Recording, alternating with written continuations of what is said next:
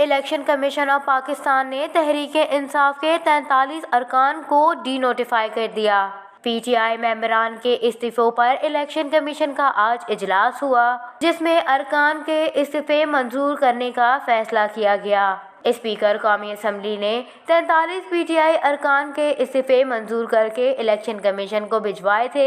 P T I نے election commission سے D notify نہ کرنے کی استدعا کی تھی۔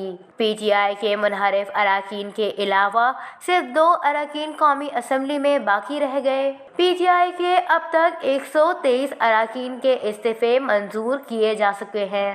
2 اراکین کے استعفے ان کی چھٹی کی درخواست کے باعث منظور نہیں کیے گئے۔ واضح رہے کہ پی ٹی آئی اراکین قومی اسمبلی نے پارلیمنٹ ہاؤس بند ہونے کے باعث ایک روز قبل استعفے واپس لینے کے لیے اسپیکر کو ای میلز کی تھی، جبکہ استعفے واپس لینے کے لیے اسپیکر کو خطوط بھی ارسال کیے گئے تھے۔